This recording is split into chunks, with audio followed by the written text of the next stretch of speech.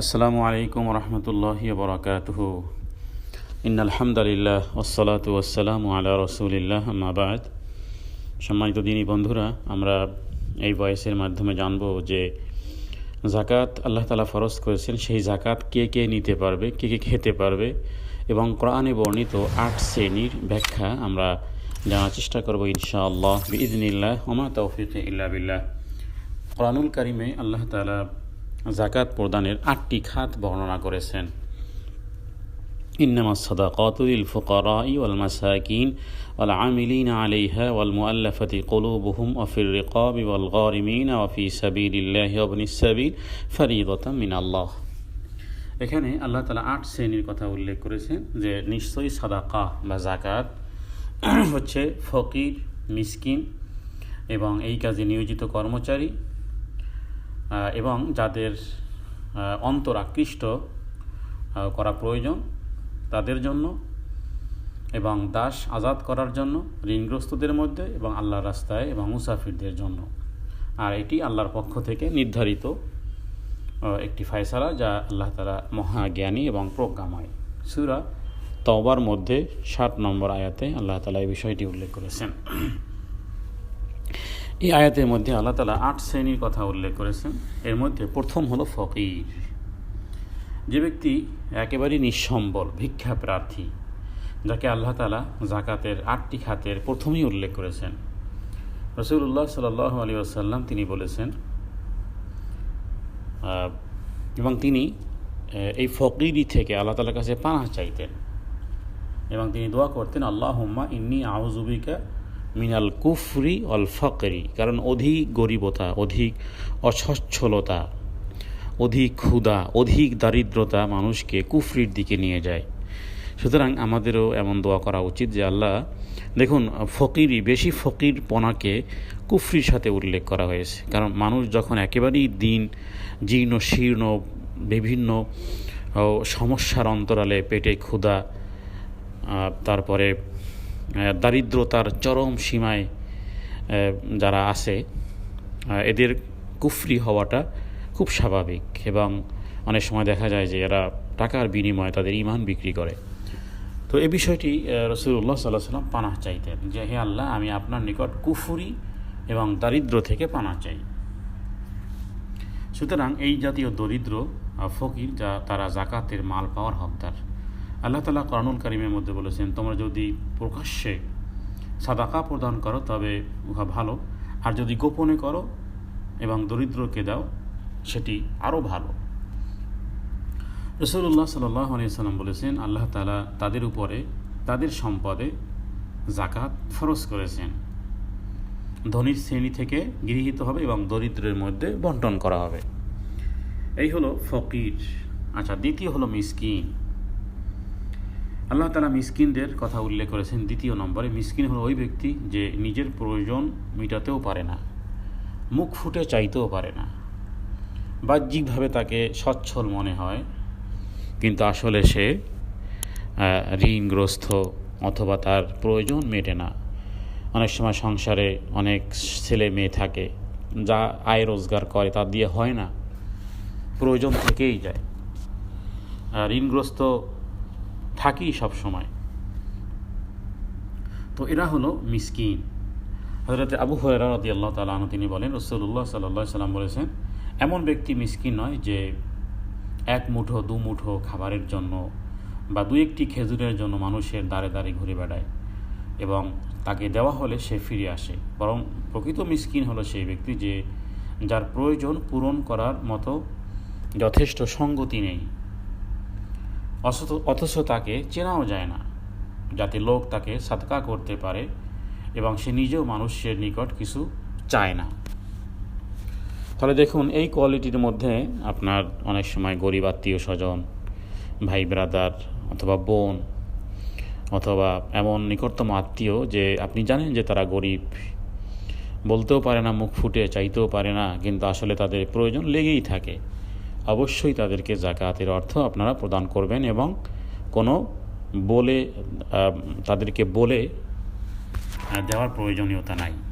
কারণ আল্লাহ তাআলা কোরআনুল কারীমে অন্যত্র বলেছেন যে তোমরা বিল মান্নি ওয়াল আযা, যে তোমরা কষ্ট দিয়ে জাকাত দিও না, বা কষ্ট দিয়ে তাদেরকে ব্যথিত করো না।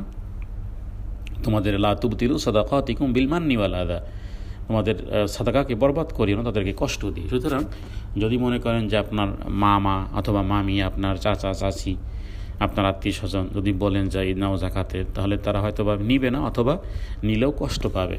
বলার প্রয়োজনীয়তা নাই, নিয়াতই যথেষ্ট, ইন্নামাল আমালু বিন্নিয়াত। তাহলে এই হলো মিসকিনের ব্যাখ্যা। এরপর হলো জাকাত আদায়কারী এবং যারা এর হেফাজতকারী, অর্থাৎ তৃতীয় খাত এটি, যারা জাকাত উসল করবে তাদেরকেও রাষ্ট্রীয় সরকার এদেরকে জাকাত এখান থেকে দিতে পারে। এরপরে হলো যে ইসলামের প্রতি আকৃষ্ট করার জন্য, এটি চতুর্থ নম্বর, ইসলামের প্রতি আকৃষ্ট করার জন্য কোনো অমুসলমানকেও জাকাত আদায় করা যেতে পারে। ইসলামের প্রতি আকৃষ্ট করার লক্ষ্যে অথবা কোনো অনিষ্ট বা কোনো কাফেরের ক্ষতি থেকে রক্ষা পাওয়ার জন্য কোনো অমুসলমানকে জাকাতের অর্থ প্রদান করা যায়। কোনো অমুসলমানকে জাকাতের অর্থ প্রদান করা যায়। 4 নম্বর খাতে আল্লাহ তাআলা সূরা তাওবার এই আয়াতে উল্লেখ করেছেন। হযরত আবু সাঈদ খুদরি রাদিয়াল্লাহু তাআলা আনহু তিনি বলেন যে আলী রাদিয়াল্লাহু তাআলা আনহু রাসূলুল্লাহ সাল্লাল্লাহু আলাইহি ওয়াসাল্লামের নিকট কিছু স্বর্ণের টুকরা পাঠালেন এবং রাসূলুল্লাহ সাল্লাল্লাহু আলাইহি ওয়াসাল্লাম সেগুলো 4 ব্যক্তির মধ্যে বণ্টন করে দিয়েছিলেন। এর মধ্যে এক ব্যক্তি ছিল আল আকরা ইবনু হানজালি, যিনি মাজিসি গোত্রের লোক ছিলেন। ওয়াইনা ইবনে বাদার তৃতীয় আরেক ব্যক্তি ছিলেন যিনি নাহান গোত্রের ছিলেন, আর আরেক ব্যক্তি যিনি বনি কিলাব গোত্রের ছিলেন। এতে কোরাইশরা এবং আনসাররা কিছুটা অসন্তুষ্ট হলেন এবং বলতে লাগলেন যে রাসূলুল্লাহ সাল্লাল্লাহু আলাইহি ওয়াসাল্লাম নজদবাসী লোকদেরকে দিচ্ছেন আর আমাদেরকে দিচ্ছেন না। তখন নবীজি বললেন, আমি তো তাদেরকে আকৃষ্ট করার জন্য এমনটি করেছি। তখন এক ব্যক্তি সামনে এগিয়ে আসলো, যার বর্ণনাকারী বলেন যে তার চোখ ছিল কোঠারাগত, একেবারে গণ্ডদয় ঝুলে গেছিল, কপাল উঁচু, মাথা মুন্ডানো। সে রাসূলুল্লাহ সাল্লাল্লাহু আলাইহি ওয়াসাল্লামের সাথে এক ধরনের বেয়াদবিমূলক আচরণ করল। এরপরে সে বলতেছিল যে হে মুহাম্মদ সাল্লাল্লাহু আলাইহি ওয়াসাল্লাম, আল্লাহকে ভয় করুন। নবীজি প্রত্যুত্তরে বললেন যে আমি যদি আল্লাহকে ভয় না করি, আমি যদি নাফরমানি করি, তাহলে আল্লাহ আনুগত্য করবে কে?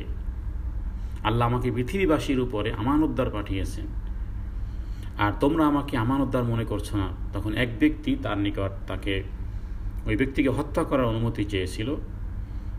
আবু সাঈদ বলেন যে খালিদ ইবনে ওয়ালিদ বলেন যে ধারণা করছি যে নবী সাল্লাল্লাহু আলাইহি ওয়াসাল্লাম তাকে নিষেধ করেছিলেন। এরপরে সেই লোকটি ফিরে গিয়েছিল। নবীজি তখন বলেছিলেন, এই ব্যক্তির বংশ থেকেই বা এই ব্যক্তির পরে এই ব্যক্তির বংশ থেকেই এমন কিছু লোক হবে যারা কোরআন পড়বে, কিন্তু তা তাদের কণ্ঠনালী অতিক্রম করবে না। এরা দিন থেকে এমনভাবে বের হয়ে যাবে যেমন ধনুক তীর থেকে বেরিয়ে যায়, এবং তারা ইসলামের অনুসারীদেরকে হত্যা করবে আর মূর্তি পূজারীদের হত্যা করা থেকে বিরত থাকবে, মানে তাদের সাথে সম্প্রীতি থাকবে। এবং নবীজি বলেন যে ওই জাতি যদি আমি পেতাম তাহলে আমি আদ জাতির মতন অবশ্যই হত্যা করতাম।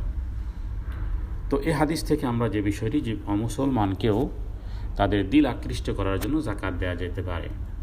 পঞ্চম হলো দাস মুক্তির জন্য, যেহেতু এই প্রথাটি আমাদের দেশে এখন বর্তমান সময়ে নাই, দাস প্রথার। আচ্ছা, 6 নম্বর হলো ঋণগ্রস্ত ব্যক্তি।